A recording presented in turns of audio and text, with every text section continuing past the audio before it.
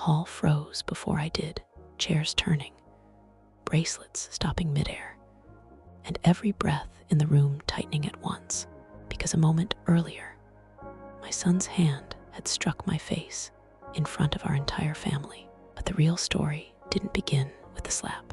It began with the look in his wife's eyes long before he crossed the room toward me, cold, sharp, calculating, like she had been waiting for the smallest spark to ignite a fire big enough to burn the night down.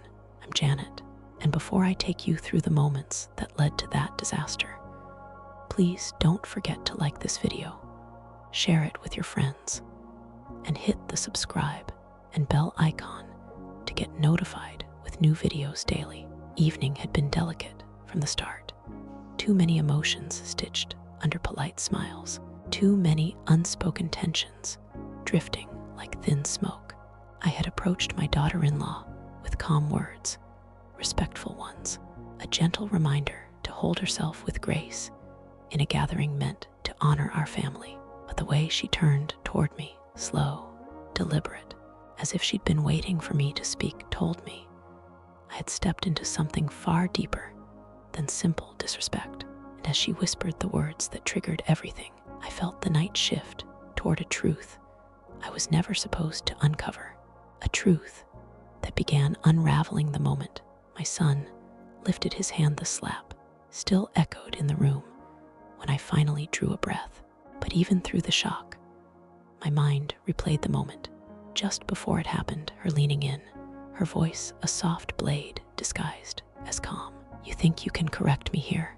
she murmured, her smile fixed while her eyes glimmered with something far darker than irritation. It wasn't a simple disagreement. It was a warning, one I didn't recognize until too late.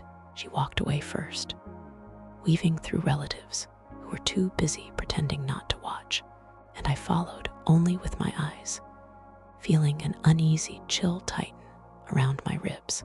My son saw her expression, saw mine, and something in him snapped as though she had pulled an invisible thread tied to his temper. He didn't ask what happened. He didn't look for truth. He moved with a speed that didn't belong in a place filled with flowers, music, and family blessings. His steps loud enough to fracture the festive mood. And as he stood before me, breathing hard, face burning with a fury I didn't recognize, I realized this wasn't about a single moment. This was about something that had been festering in the dark corners of their marriage, something she was steering, something he was drowning in, and something the entire family was about to witness explode in the most humiliating way imaginable. The hall didn't breathe for several seconds after the impact, but the world inside me began moving in slow, painful frames, each one sharper than the last. My son's hand trembled after striking me, not from regret, but from a rage he couldn't control, a rage that didn't belong to the boy I raised. His wife stepped in behind him, not to calm him, but to watch. Her posture was still, chin slightly lifted, eyes narrowed, as if she were measuring the fallout she had created. And it was in that second, while guests stared, while my cheek burned, while music stuttered to a halt, that I finally sensed the true weight of the moment. This wasn't spontaneous. This wasn't emotional overflow. This was a scene she had been crafting quietly, waiting for the right audience, the right trigger, the right crack in the evening to push him over an edge he didn't even know he was standing on. My relatives exchanged hesitant steps, unsure if they should intervene, fearful of becoming targets in whatever storm had risen between my son and me. The caterers froze near the table. The band fell into uneasy silence. The children were ushered away by nervous hands. Everything shifted from celebration to confrontation in less than a minute. And while my son glared at me, chest rising and falling like he was fighting for air, I noticed her fingers brush his arm, subtle, possessive, guiding. It wasn't comfort. It was control. I steadied myself, refusing to let the pain define my stance, and lifted my gaze to him. His eyes weren't just angry, they were as if he were reacting to words I had never heard. Accusations whispered into him long before tonight. "Why did you talk to her like that?" he demanded. But his voice cracked on the last word, not with emotion, but with uncertainty he was trying desperately to hide. Before I could answer, she stepped closer to him, just enough that he felt her presence behind the question. And that's when I understood. She wanted him unstable, reactive, humiliated. She wanted the narrative to bend in her direction publicly. The slap wasn't the goal, the spectacle was. And somewhere deep in the chaos of that moment, I felt a sudden, cold realization settle into my chest.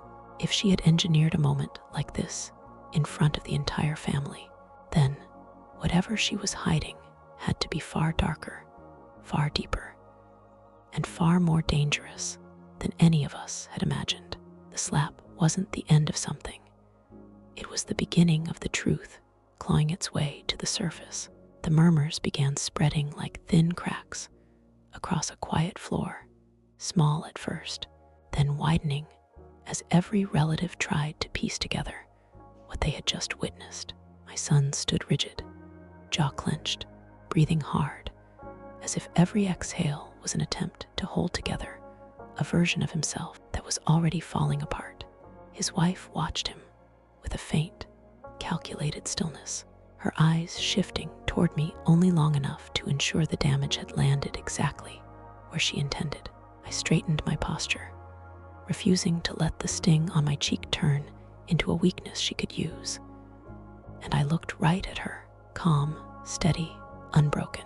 That was when I saw it, the slightest flicker of irritation crossing her face, a hint of frustration that I hadn't crumbled under the force of the moment she orchestrated. She wanted me shattered.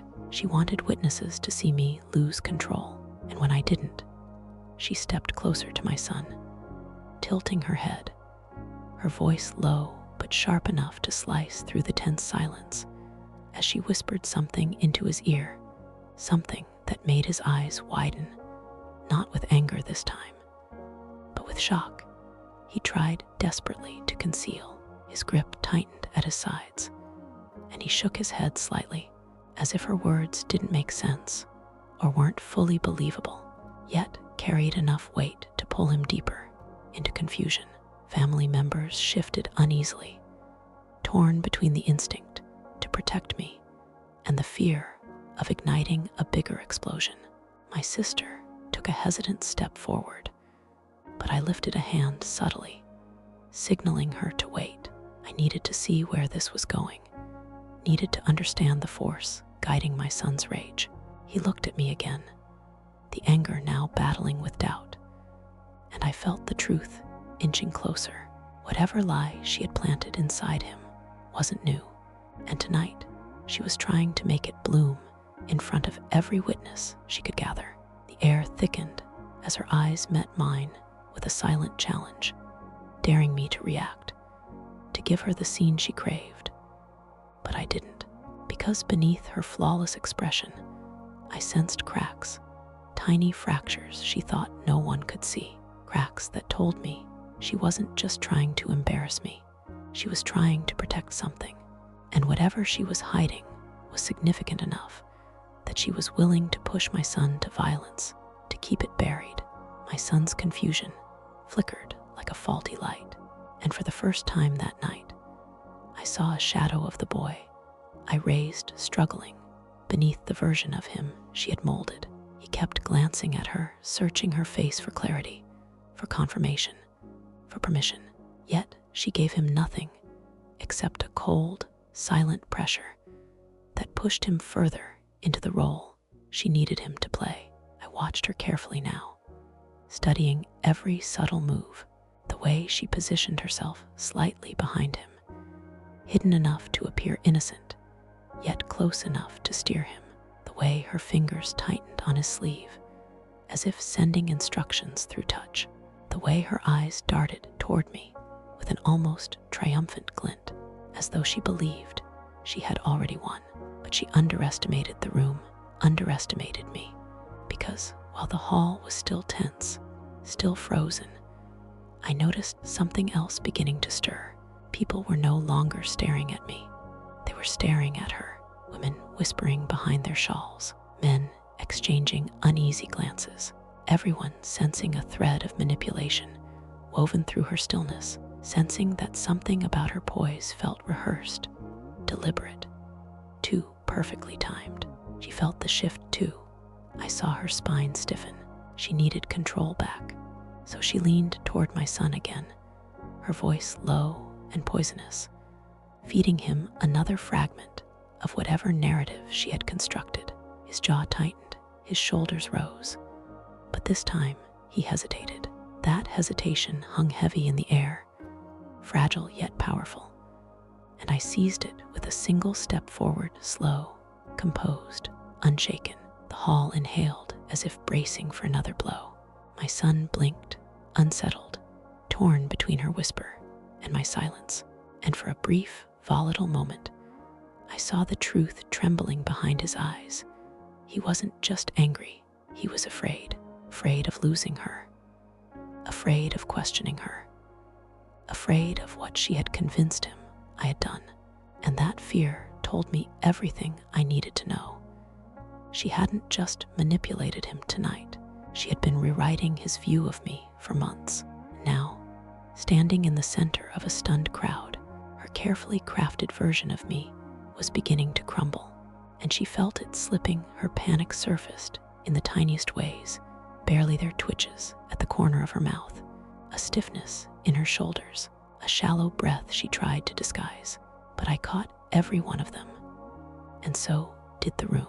The atmosphere shifted again, not violently this time, but with a slow, unsettling awareness. Relatives who had been frozen in shock now leaned forward, sensing cracks in the performance she had crafted. My son felt it too. His hand slipped out of her grip, not intentionally, but out of instinct, as if some buried part of him was trying to pull away from whatever hold she had on him. She noticed, and the moment she did, her expression sharpened. She stepped in front of him slightly, blocking his line of sight to me with a gesture that startled even him. It wasn't protective, it was possessive, and the hall felt that shift like a drop in temperature. I watched her carefully, maintaining a calm she desperately wanted me to lose. The more composed I remained, the more her facade trembled. She tried to recover by forcing a soft, trembling voice, loud enough for people nearby to hear. I was just trying to help. I didn't want her judging me again. A few guests exchanged looks, confused, because they had seen none of what she implied. She had rehearsed this narrative, expecting sympathy, expecting my son to defend her blindly. But instead, he frowned, a subtle crack in his certainty, because even he understood that her trembling didn't match the cold confidence she had shown moments ago. I stepped closer, deliberately slow, making sure every eye in the room stayed anchored to the energy shifting between us. What exactly did I judge? I asked quietly, my tone steady, respectful, impossible for her to twist. The question landed like a stone in water, sending ripples through the hall. She opened her mouth to answer, but nothing came out. Her throat tightened, her mind scrambling for the script. She lost the moment. She realized the crowd wasn't leaning in her favor anymore. My son looked at her, truly looked, and for the first time that night, doubt filled his eyes, not because of me, but because she couldn't answer the simplest question. Her silence was louder than any accusation, and in that suspended moment, her breath shaking, his certainty collapsing, the hall watching every second unfold, I realized she wasn't just hiding a small indiscretion. She was protecting something far larger, something powerful enough that she was willing to orchestrate a public humiliation to cover it. And whatever that secret was, it was about to force its way into the open. The silence she offered wasn't empty, It was loud, trembling, and threaded with a fear she couldn't hide anymore. She swallowed hard, eyes darting across the hall, as if searching for an escape route. But every exit was blocked by staring faces, suspicious glances, and the weight of her crumbling performance. My son's chest rose slowly, confusion turning into something sharper, something closer to realization. He stepped slightly back from her, and that tiny movement was enough to make her panic flare in her eyes. She grabbed his wrist quickly, too quickly, her fingers tightening with a force that startled even him. The hall noticed. I noticed. The desperation in her grip didn't belong to an innocent woman misunderstood. It belonged to someone terrified of losing control of the narrative she had built brick by careful brick. I kept my eyes on her, steady and unshaken, and said softly, "If you believe I judged you, tell them how." The room braced itself. She tried to speak, lips parting, but all that emerged was a shaky exhale. Her breath trembled, her posture wavered, and the confidence she weaponized earlier shattered into a scattered mess she could no longer hide behind. My son lifted her hand from his wrist, gently but firmly, and his voice cracked when he said, "Just answer her." His words sliced through the hall, and for the first time, the power between them shifted not toward me, but away from her. Her eyes widened, a mixture of betrayal and panic flashing like a storm trapped behind her lashes. She tried to reach for his hand again, but he stepped back, and that single step exposed everything. Her mask slipped fully now, her expression twisting into frustration, fear, calculation, before she forced it back into a trembling performance. But no one believed it anymore, not after seeing her panic, not after witnessing her control, not after hearing her silence. She finally whispered, You told me to behave," as if the words alone would paint me monstrous. But the hall didn't recoil. They waited. They expected more, and she knew she had nothing else that wouldn't reveal the truth she was hiding. Her eyes flicked to me again, pleading now, but not for sympathy, for secrecy. And in that moment, I saw it clear as day. She wasn't afraid of me. She was afraid of what would surface if she lost this battle in front of everyone. And that fear, that trembling desperation, told me her secret wasn't just personal. It was explosive, and it had already begun to claw its way toward the surface. Her attempt to shrink the entire disaster into that single sentence, "You told me to behave," hung in the air like a thread too thin to hold the weight of the chaos she had created. And the hall sensed it instantly. People didn't lean away from me. They leaned toward her, their eyes narrowing, their thoughts piecing together the strange stiffness, the trembling excuses, the cracks in her composure. My son stared at her, as though he were seeing someone entirely new, someone he had never truly looked at before, and his confusion deepened with every second she failed to offer a real explanation. She stepped closer to him again, reaching for his arm with a shaky hand, but he pulled away on instinct. And that rejection, the smallest shift of his body, sent panic slicing across her expression. She tried to steady herself, tried to summon the confidence she had at the start of the evening, but it wouldn't come. Her voice fell into a frantic whisper. "She always judges me. She always has," a claim that collapsed the moment it left her mouth, because everyone in that hall knew my nature, knew my restraint, knew I carried myself with calm, even under pressure.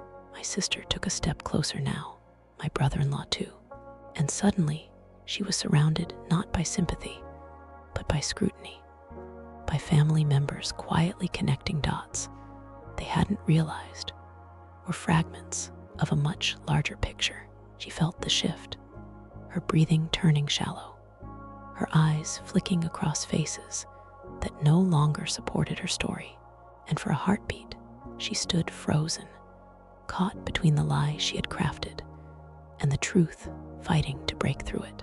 I didn't raise my voice. I didn't need to. If there is something you believe I said or did, speak clearly, I told her, and the steadiness in my tone made her flinch. She opened her mouth again, desperate, but nothing formed, no accusation strong enough to stand, no story believable enough to anchor herself to. My son's shoulders sank as he finally whispered, "What are you hiding?" And the moment those words left him, the hall went completely silent, because everyone felt it, the question that would dismantle everything she had constructed. Her eyes widened, her breath hitched, and for the first time that night, she looked guilty, not offended. And that flicker of guilt, raw, unguarded, undeniable, was the first step toward a truth she had never intended for any of us to discover. The guilt that flashed across her face lasted less than a second, but it was enough to shift the entire hall, enough to make relatives exchange startled looks, enough to make my son's eyes widen with a dawning dread he couldn't swallow back down. She backed up a single step, slow and trembling, as though the question, "What are you hiding?" had pushed her toward the edge of a cliff she never expected to stand on. Her hands trembled as she clasped them together, her breath hitching in short, uneven bursts. She kept searching the room for someone, anyone who might rescue her. But the eyes staring back weren't sympathetic anymore. They were sharp, watching, connecting dots she thought she had kept scattered. My son took a small but steady step toward her, and the shift in his posture, no longer defensive, no longer blinded by anger, made her panic deepen. He wasn't shielding her now, he was confronting her, and she felt the power she held over him slipping away like sand through her fingers. She tried to speak, tried to form a denial, but the words tangled in her throat. "I am not hiding anything," she whispered. But even she didn't believe it. Her voice broke halfway through, her eyes refusing to meet his. My relatives began whispering, their murmurs like distant thunder building under the tense air of the hall, and that rising noise pushed her further into desperation. She shook her head repeatedly, as if shaking the truth away could erase it, then suddenly raised her voice with a shaky, forced conviction. "She's turning you against me." The hall stiffened. My son froze, and her accusation, wild, frantic, ungrounded, landed with a thud so heavy that even she realized it had sounded like a confession disguised as blame. I stood still, composed, unshaken, because her unraveling told me the truth was closer than she realized. My silence terrified her more than any confrontation could. She pointed at me now, eyes wide, hands trembling. "She wants to break us apart." But no one moved, no one gasped, no one believed, not when she had spent the evening weaving lies, performing fear, manipulating reactions. My son stepped closer, his voice low but firm. "Just tell me what you've done." The hall inhaled sharply, the moment stretching thin, waiting for her to either shatter or reveal. She stumbled backward, nearly tripping, clutching the edge of a table to steady herself as her eyes darted again, left, right, anywhere but toward him. And in that frantic search for an escape, her expression faltered completely, her mask splintering into raw terror, because she knew something no one else did. Something big, something dangerous, something she could no longer keep buried now that the entire hall was watching her crumble. She clung to the tables, edged so tightly her knuckles turned white, her chest rising and falling in fast, frantic jolts. As the hall closed in on her, every eye fixed, every whisper sharpening, every second tightening around her like a rope, pulling her toward an unavoidable truth. My son took another step toward her, slow but unwavering, and the way she flinched at his movement revealed more than any confession could have. Guilt doesn't tremble like innocence. It trembles like recognition. She backed away, breath shuddering, eyes darting wildly, as though the walls themselves might offer a place to hide the secret she'd been guarding. The room shifted with her panic, relatives edging closer out of concern, others out of curiosity, all of them sensing that we were standing at the brink of something explosive. She raised her hands defensively, her voice cracking as she whispered, "Don't come closer, please," a line that made my son stop mid-step, because fear, real fear, had finally replaced her performance. He frowned, confusion deepening. "Why are you scared of me?" he asked, and the hall froze again, because the question wasn't angry. It was soft, wounded, searching. She shook her head violently, hair falling over her face, and cried out, "I'm not scared of you, I'm scared of..." But she cut herself off so suddenly that the silence slammed down like a door. She realized too late she'd opened a crack she couldn't close. My heart tightened as I watched her crumble. Her eyes flicked toward me for the briefest second, filled not with hatred now, but with pleading for me to stay silent, pleading for the truth to stay buried, pleading for the night to rewind itself to a moment she could still control. But I held her gaze with calm, steady clarity, and that calmness made her collapse further. My son's voice quivered when he spoke again. "What are you scared of?" The hall leaned in, every breath suspended, every heartbeat waiting. Her lips parted, her throat tightened, and for the first time, she whispered, not loudly, not accusingly, but with the quiet terror of someone whose secrets were unraveling faster than she could hold them together. "Because if this comes out, it won't just destroy me." She stopped, trembling, tears gathering at the corners of her eyes. "It will destroy you too." The hall gasped. My son staggered back, and I felt the night shift with a force that promised one thing. Whatever she had been hiding, it wasn't just a betrayal. It was a truth capable of detonating everything we thought we knew. Her words struck the hall like a hidden fuse, finally catching flame. "Destroy you too." A phrase so heavy, it pulled every breath from the air and left the room suspended in thick, electrified silence. My son's face drained of color as he stared at her, confusion twisting slowly into something far more painful, fear mixed with dawning suspicion. She took another shaky step back, pressing her spine against the wall, as though needing something solid to keep herself from collapsing entirely. Sweat gathered at her temples, her fingers trembling uncontrollably as she tried to steady herself. But the truth weighing inside her was too big, too dangerous, too entrenched in deception to stay contained. Relatives drew closer, their whispers no longer subtle. They sensed an explosion approaching, something far deeper than marital conflict, something that had been stitched into their lives without their knowledge. My son swallowed hard, voice barely audible as he asked, "What does that mean, destroy me how?"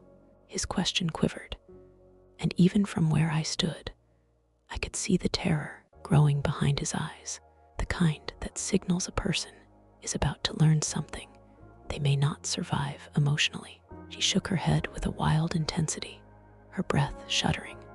"Please don't make me say it here," she begged, her voice cracking under the pressure of her own unraveling. But the hall was long past the point of privacy. Eyes widened, ears strained, hearts braced. She pressed a trembling hand against her stomach, as though steadying herself, her gaze flicking desperately between my son and me, searching for mercy she had never offered either of us. "I never wanted it to come out like this," she whispered, voice cracking like thin glass, and each word sent another wave of tension rolling through the hall. My son's chest tightened visibly, dread crawling up his spine as he stepped closer with the brittle courage of someone preparing to face a truth they never imagined existed. "Tell me," he demanded softly. No anger this time. Only fear, only need, only the fragile hope that the truth might be smaller than his trembling instincts suggested. She let out a broken sob that made even the walls seem to recoil. "If I tell you," she whispered, "you'll never look at me the same way again." The hall stiffened.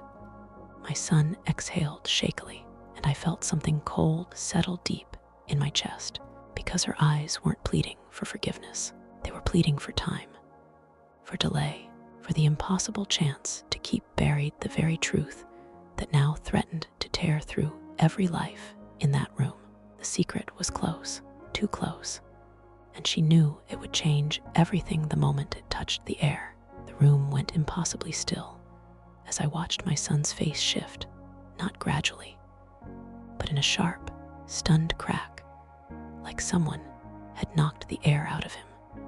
Because the moment my fingers peeled back that final envelope flap, the weight of what I had carried for years finally breathed free, and I could feel every pair of eyes in that warm, Christmas-lit living room lock onto me. I stepped closer to him, steady, almost too calm, letting the rustle of the paper echo through the silence while he swallowed hard, pretending he wasn't terrified of what I might reveal.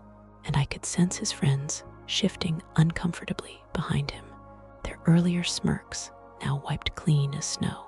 But I didn't raise my voice.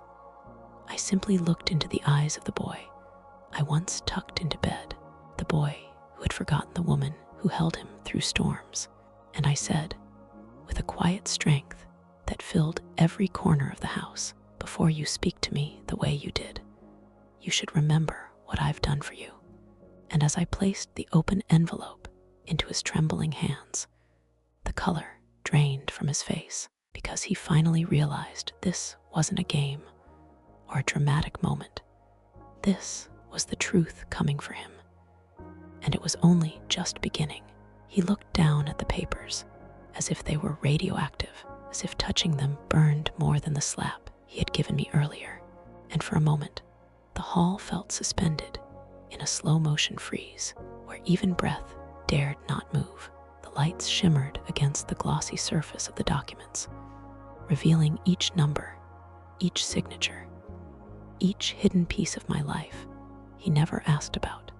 And I watched his eyes widen and tremble as the truth carved itself into his expression, layer by layer, till guilt began seeping through the anger he had been holding onto so tightly. His wife shifted beside him, her carefully crafted confidence cracking as she leaned slightly forward, trying to see what had the power to shake him so deeply. But I saw the panic forming in the corner of her eyes, like she already knew the truth inside those files didn't include her, didn't praise her, didn't orbit her influence. He swallowed hard, the kind of swallow a person makes when the ground underneath them suddenly breaks open, and he whispered, "Where did all this come from?" But I didn't move closer or soften my tone. I simply stood there, steady and unmoving, letting him drown in the undisputed evidence, proof of the silent years I carried him, the debts I paid behind closed doors, the sacrifices I stitched into my days without ever mentioning them, because that's what mothers do when their children are building lives they don't want disrupted by gratitude. He flipped through page after page, bank statements, medical payments, the deed transfer he'd bragged about earning alone, and his breathing became shallow, almost shaking, as the realization spread across his face that the foundation he stood on wasn't built by his determination, but by my quiet labor.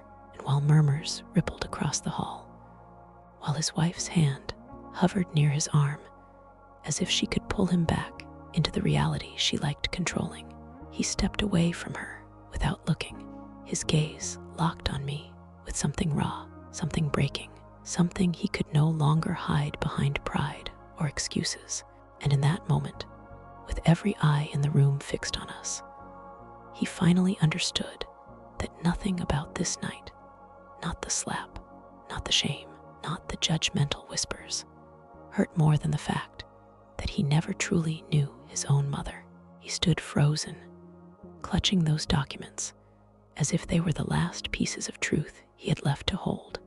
And the silence inside the hall thickened till it felt like a storm gathering just behind the walls, pressing against every breath. Even the music from the other wing of the venue seemed to dim, as if the world itself paused to witness the unraveling happening between a mother and her son.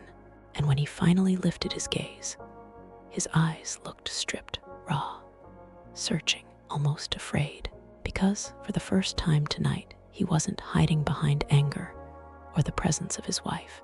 He was facing me without shields, without rehearsed confidence, without the arrogance that had driven him to strike me earlier. His wife took a step forward, trying to slip her hand into his, but he quietly moved his arm away. A small gesture most people might miss, yet one that sliced through the tension like a blade. And she stiffened, her posture turning sharp as she sensed her control loosening, her grip on the night slipping with every second. He kept his focus on me. He whispered my name, not loud, not commanding, but with a hesitant crack that revealed more truth than anything he'd said in years. Then stepped closer, each footstep echoing across the marble floor like the sound of someone walking back into a part of themselves they once abandoned.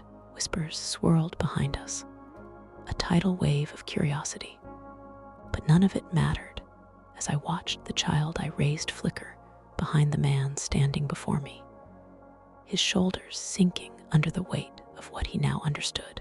And when he finally stopped just a breath away, I could see the tremor in his jaw, the way guilt fought its way to the surface, choking him, reshaping him.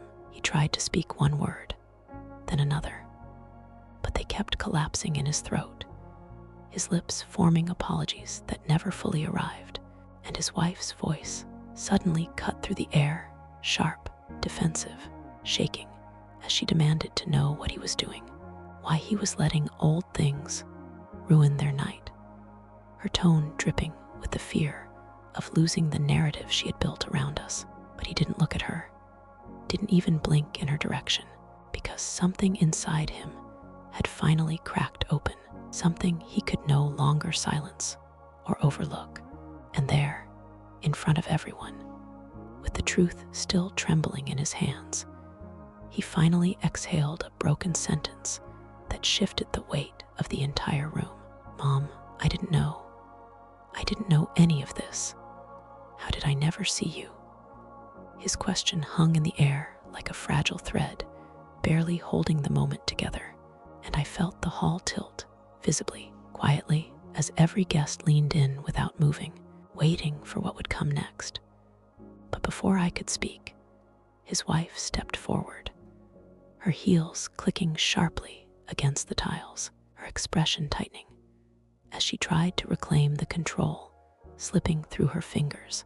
She grabbed his arm, her voice strained, but coated in a brittle sweetness that cracked around the edges, as she said he didn't need to entertain dramatic guilt trips. And the way she emphasized those last two words made several people turn toward her, startled by the venom she failed to hide.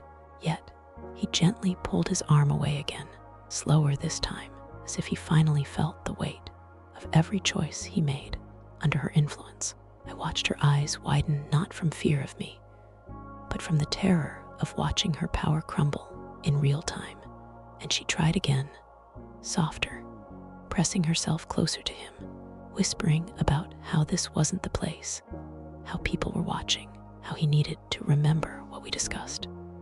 But her voice trembled too much, betraying the panic curling beneath her mask, and he closed his eyes for a moment, the kind of long blink that separates one version of a person from the next. When he opened them again, something had settled in his expression, not peace, not clarity, but a dawning awareness of the life he had been living on autopilot, directed by someone who never wanted him to look too closely at the truth.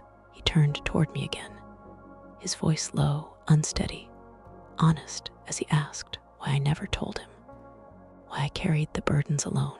why I let him believe he built everything himself when so much of it had been laid down quietly by my hands. And as I looked at him, with his face caught between regret and fear, I realized he wasn't just questioning my silence, he was questioning his entire life. The room felt impossibly still, the air dense with the electricity of a moment that could shatter or heal, depending on what came next. And before I could gather the words forming inside me, his wife finally broke, her voice rising just enough to slice the quiet as she said, "Don't let her twist things. She's doing this to control you." But the way his head snapped toward her showed that line hit a place inside him she never expected. And suddenly, the entire hall sensed it, the shift, the unraveling, the truth he was finally ready to face, and the truth she was desperate to hide. Her accusations sliced through the hall with a sharpness that made several guests flinch. But what struck me harder was the way my son turned toward her, not with anger, not with confusion, but with a quiet, dawning realization that pulled the ground out from under her feet, and the tension thickened so quickly it felt like the entire room inhaled at once. She stepped back, just slightly, her fingers curling against her palm, as if gripping something invisible to steady herself, and I watched her scan his face for reassurance. For the version of him she was used to, obedient, distracted, unquestioning. But all she found was a man finally seeing the cracks in the world she built around him. His jaw tightened, not with rage, but with a kind of internal collapse, and he asked her softly, but clearly, what she meant by twist things, why she assumed transparency was manipulation, why she felt threatened by truths that did not concern her. And her composure wavered immediately, her lips parting in disbelief that he dared question her in front of others. She tried to recover, tried to pull the moment back under her control, insisting that she only wanted to protect him from emotional traps. But the words dripped with defensiveness, not care, and the guests who once pitied her now shifted their attention to my son, sensing a deeper fracture forming. He looked at her, as if seeing her for the first time, the impatience in her voice when he struggled, the way she dismissed his worries, the subtle ways she isolated him from anyone who might remind him of who he used to be. And with each realization, his shoulders seemed to drop, as though years of quiet manipulation were peeling off layer by layer, leaving him standing in a truth that terrified him. She reached for his hand again, faster this time, desperate, pleading with her eyes rather than her words. But he didn't move, didn't offer his comfort, didn't follow her script, and that single hesitation sent a ripple through the hall, louder than any argument could. I could see her grasp at excuses, at innocence, at the fragile facade she had maintained for so long. But none of it landed, because he wasn't listening the way he used to. He wasn't bending the way she expected.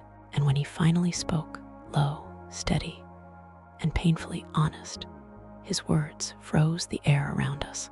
"If the truth scares you, then what have you been hiding from me?" Her breath caught at his question, a brief, uncontrolled gasp that echoed louder than any confession, and the entire hall seemed to lean toward her in that suspended second, watching the cracks spread across her expression like a mirror fracturing under pressure. She tried to steady herself, blinking rapidly as if she could force sincerity back into her eyes, but fear made her movements jerky, uncalculated, revealing a truth she was fighting desperately to bury.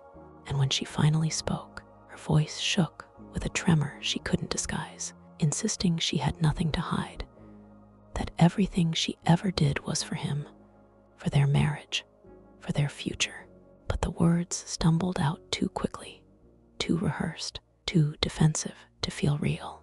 My son watched her with an intensity I had never seen in him, not even during the most difficult years of his life, and I could see pieces of him rearranging, reshaping, waking up. as if her panic was peeling back layers of fog he didn't know he was living in. She stepped closer, lowering her voice to something gentler, trying to pull him back into the emotional orbit she once controlled with ease, reminding him of the life they built, the plans they made. But he didn't soften, not this time, because something inside him had locked into place, something that made her attempts at sweetness sound like rope tightening instead of comfort. She reached out again, touching his sleeve with trembling fingers, whispering that he was overreacting, that he was letting a moment ruin everything. But that single word, overreacting, was the final blow, because I saw his jaw clench, saw a flash of recognition pass through him as memories stitched themselves together. The times she dismissed his concerns, the arguments she twisted, the decisions she made on his behalf, the guilt she disguised as love. He inhaled slowly, painfully, as if swallowing years of ignored intuition, and then he stepped away from her, not dramatically, but with the quiet certainty of someone choosing truth over comfort for the first time in a long time. She froze, stunned, her hands suspended midair, and murmurs rippled again, filling the space she could no longer command. And when he finally lifted his head, looking not at her, but at the floor as if searching for the strength to say what came next, his voice broke, not with weakness, but with the weight of an awakening he could no longer avoid. I think I've been blind for a long time, and I'm done being blind. And at that single sentence, her expression shifted from fear to something far darker. The moment his words fell into the air, a visible tremor passed through her, as if someone had pulled the ground from beneath her feet, and what replaced her panic was a slow, chilling shift, her face tightening, her eyes narrowing with a sharpness that no longer bothered hiding its true edge. And the transformation was so stark that several guests exchanged alarmed glances, sensing the temperature of the entire hall plummet. She straightened her shoulders, abandoning the trembling softness she had been using moments ago, and her voice emerged low, controlled, coated in an eerie calm that came from someone who realized she was losing the last piece of her influence. And she looked at him, not like a wife pleading for her marriage, but like a strategist calculating her remaining weapons, telling him he was being manipulated, that I had been waiting for the perfect moment to humiliate him, that the documents were nothing but a trap I designed to turn him against her. And though her accusations were desperate, each one sliced through the air with a venom that made even her closest relatives shift uncomfortably. My son took a small step back, startled by the sudden coldness in her tone, and I saw something in him break a little, not out of fear, but out of recognition, as if this wasn't the first time he had seen this version of her, only the first time he had allowed himself to notice. She continued, her voice rising just enough to grab the room's attention, insisting that she sacrificed everything for him, that she was the reason he survived, that without her, he would still be lost. And each sentence built upon the last, like bricks of a narrative she had mastered over the years. But the more she spoke, the more she revealed her truth, not love, not devotion, but control, the kind that suffocates quietly until someone finally finds a window to breathe through. He exhaled shakily, rubbing his forehead, overwhelmed by the storm of contradictions unraveling around him. And she saw his distress, mistaking it for hesitation, an opening she could exploit. So she stepped closer, lowering her voice to an icy whisper meant only for him. But the hall was silent enough that everyone heard it. If you walk away from me now, you will regret it for the rest of your life. And the darkness behind her eyes made it clear this wasn't a warning. It was a threat. Her threat pulsed through the hall like a cold shockwave, freezing conversations mid-breath. And the silence that followed was so sharp it felt as if the very walls were holding themselves still, waiting to see what he would do next. My son stared at her, his expression shifting from disbelief to something deeper, something almost mournful, as though he was finally seeing the full silhouette of the shadow he had been living under for years. And the weight of that realization bent his posture just slightly, the way a person folds when truth lands heavier than expected.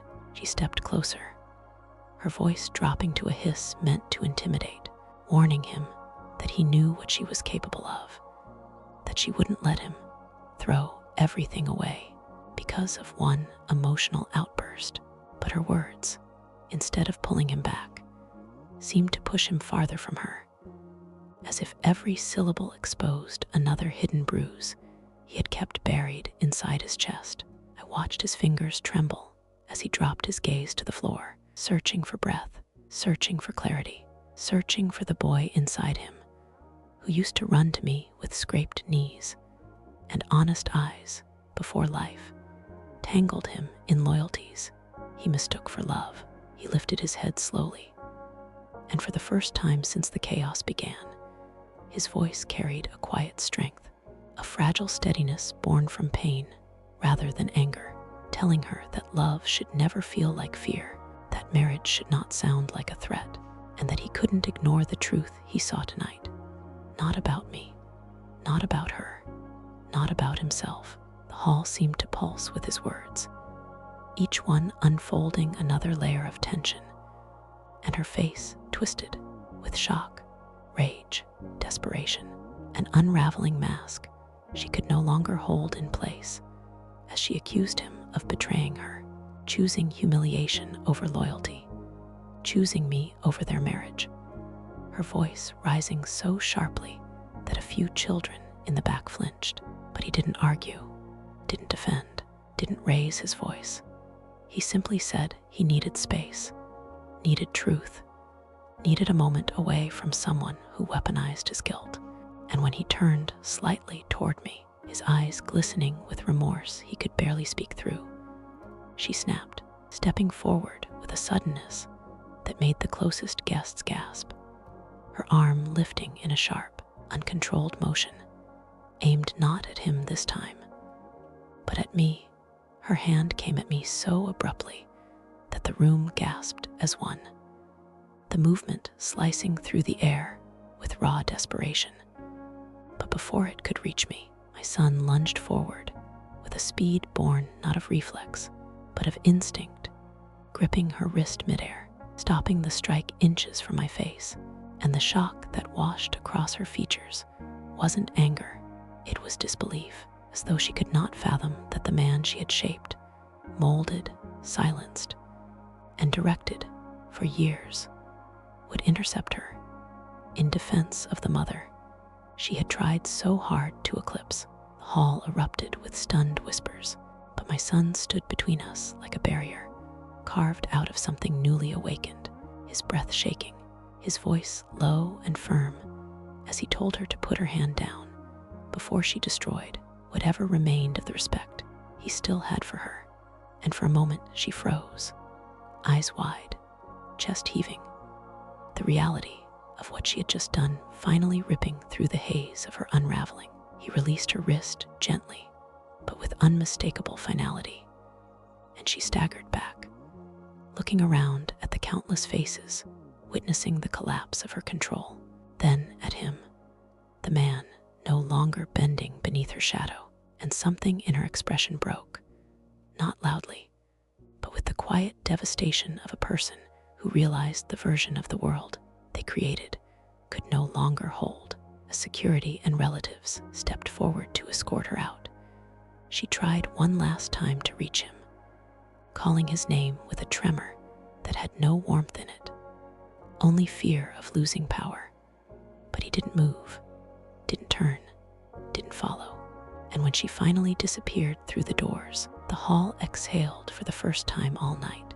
He stood in front of me then, not as a man defending pride or reputation, but as a son who finally saw the cost of his silence, and he looked at me with eyes brimming, not with shame, but with sorrowful clarity, as he whispered that he was sorry, that he wished he had understood sooner, that he never should have let anyone distance him from the woman who built the ground he walked on. I didn't answer with anger or bitterness. I simply placed my hand on his cheek, the same way I did when he was small, and for a moment everything softened. The noise faded, the pain loosened, and he leaned into that touch like it was the first peace he had felt in years. Round us, the hall fell silent again, not out of fear, but out of respect for a mother and son finding each other again in the wreckage. And as we walked out together, side by side, I felt the night shift from chaos to something quieter, something healing, something earned, because sometimes the harshest storms reveal the clearest truths, and tonight those truths finally set us free. And don't forget to like, share, and subscribe, because it will help me more than anything. And make sure to tell how you did this video. I personally check all the comments. Thank you all. See you in next video.